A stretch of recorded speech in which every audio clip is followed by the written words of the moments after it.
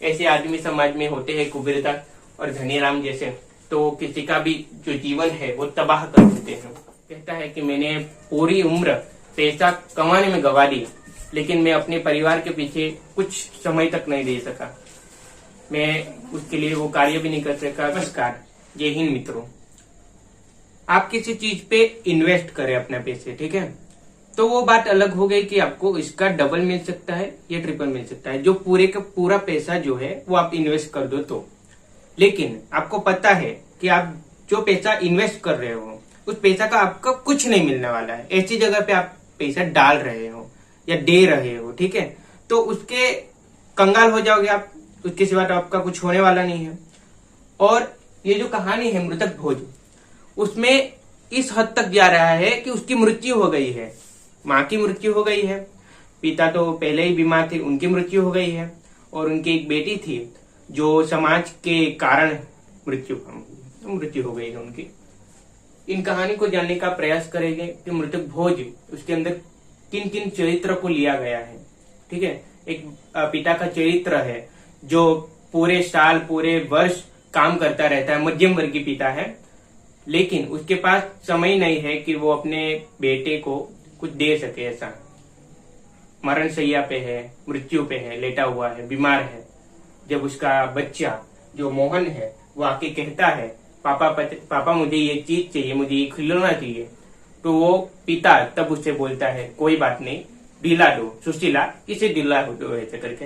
ये कहानी पहले बाद में जानेंगे, पहले जो इनके लेखक है मुंशी प्रेमचंद, उनके बारे में जान लेते हैं, क्योंकि कहानी तो बहुत अच्छी है।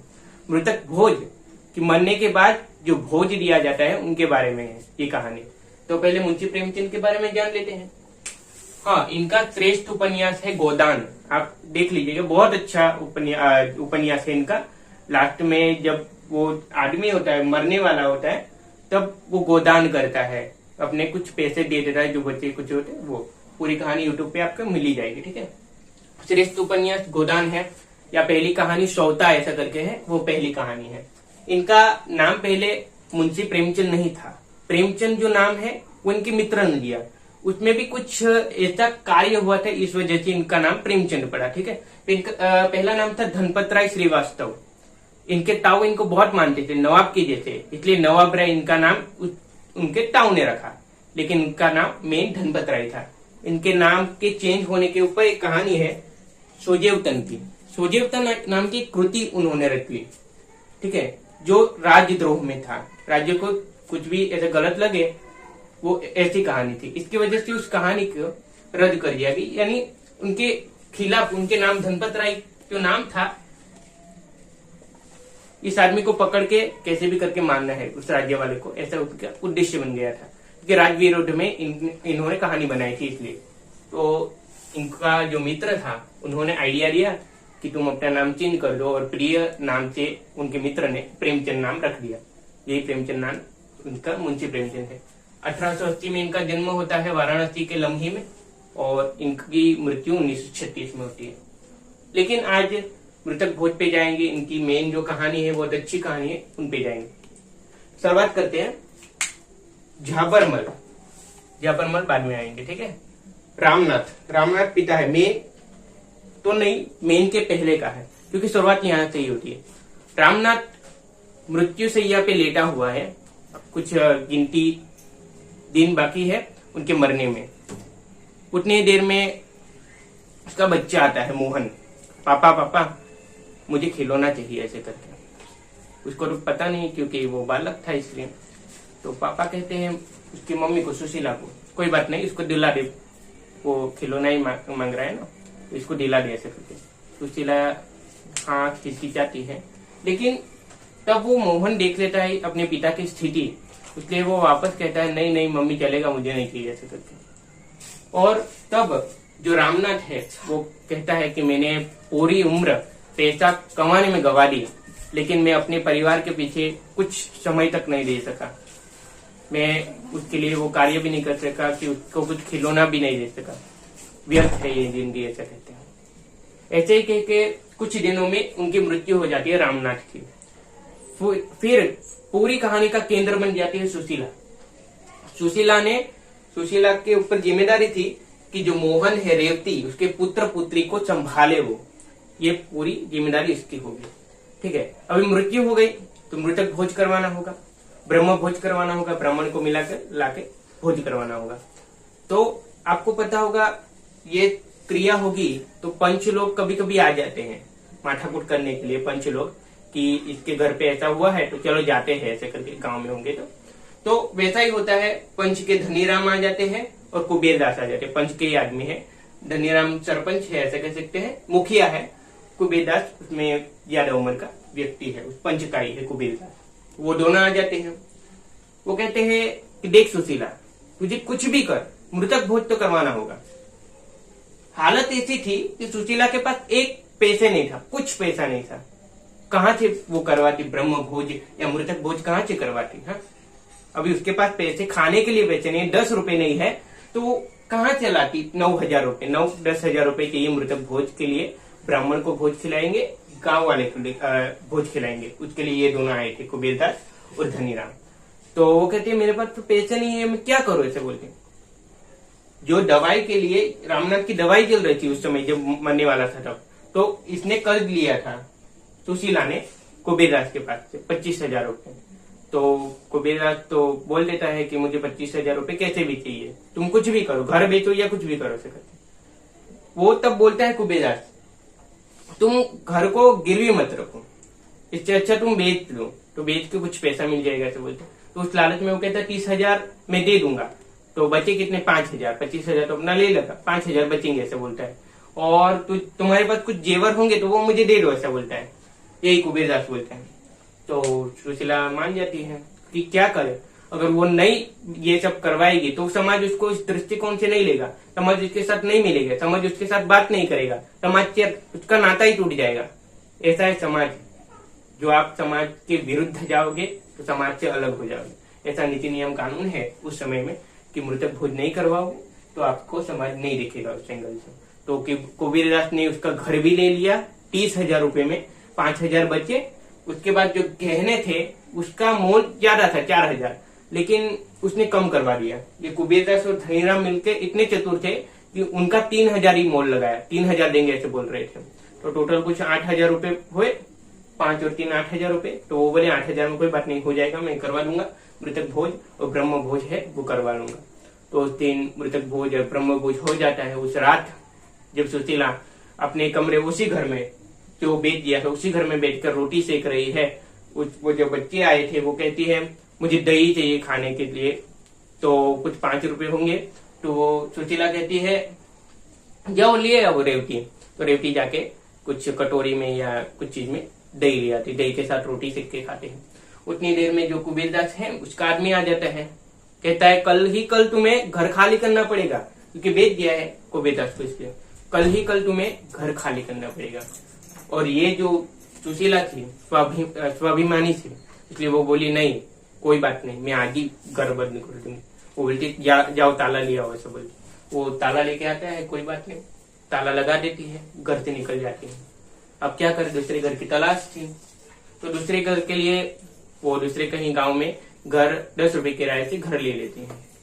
ठीक है, तो ऐसे करके उसका जो भाई था, यहाँ लिखा है संतलाल, उसको कभी कभी हेल्प कर देता था कुछ रुपए की, 10 रुपए महीने में, क्योंकि कुछ खाना पीना तो निकले उसका, ऐसा करके। तो 10 रुपए तो उसमें ही चले जाएंगे, तो भाड़ा किस तरीके से देगी। वो काम करते नहीं जा सकती क्योंकि वो ऐसे वर्ण जाति की है, इसलिए अगर वो उस वर्ण को लेके काम करने भी जाएगी तो समाज उसको धिक्कारेगा और ना कहेगा। वो शायद कोशिश भी करती है। तब ये कुबेरदास धनीराम बोल देते तू कैसी स्त्री है, ऐसे बोलती है, तू काम करने को जाती है, मतलब कुछ भी करके उसको मारना है, ऐसा है। इन दोनों का उद्देश्य यही है कि ये पूरे तरह से कंगाल हो जाए, यही उद्देश्य है उन दोनों का।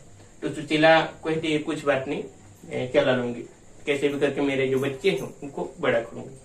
तो संतलाल जो होता है इनका भाई है, सुशीला का भाई, वो अच्छा है, इनको कभी कभी पैसे की मदद कर देता है महीने में आकर। तो ऐसे करके 3 महीने हो जाते हैं कि उसने किराया नहीं दिया सुशीला ने, अपने जो मकान में रहती थी उसका 30 रुपए कुछ हुआ था। जाबरमल उस मकान मालिक है, तो वो आके बोलता है देख सुशीला बहन, तूने पैसा नहीं दिया तो कुछ नहीं, लेकिन तू एक मेरा काम करना, मेरी बात सुन। तू ऐसे बोलती है, तेरी जो लड़की है ना उसकी शादी की उम्र हो रही है, ऐसे बोलते हैं। ठीक है, तो वो बोलती है हाँ कोई बात नहीं, मैं तो करवा लूंगी, आपकी नजर में कोई होगा तो बोलना है करके। तो ये जो झाबरमल है वो कहता है हाँ मेरे नजर में है, बहुत ही धनी है और ज्यादा उम्र नहीं है, 20-30 होगी ऐसा बोलते हैं। वो अंदाजित वो किसके बारे में बात कर रहे हैं मैं अभी बताता हूँ। वो कहता है 20-30 उम्र हो गया ऐसा बोलते हैं। हाँ हाँ वो सुशीला करती रहती है। अचानक वो बोलता है, सुशीला बोलती है हाँ कभी मिलवाना उससे, वो जो भी है 20-30 साल का आदमी, इससे मिलवा देना, मैं शादी कर देख लूंगी ऐसा करके मजाक मतलब उसको हटाने के लिए बात बोलती है। ये सीरियसली लेता है झाबरमल। वो बोलता है वो और कोई नहीं मैं ही हूँ ऐसा बोलता है। वो झाबरमल 60-70 साल का बुढ़ा, वो बोल रहा है तेरी लड़की का विवाह मेरे साथ करवा ले ऐसा बोलता है, ऐसी बात करता है। सुशीला का मन हुआ था कि क्या करे अब इसको। वो बोलती है कोई बात नहीं मैं सोचूंगी ऐसा करके, क्योंकि उसने 30 रुपए नहीं चुकाए थे इसलिए, इस वजह से।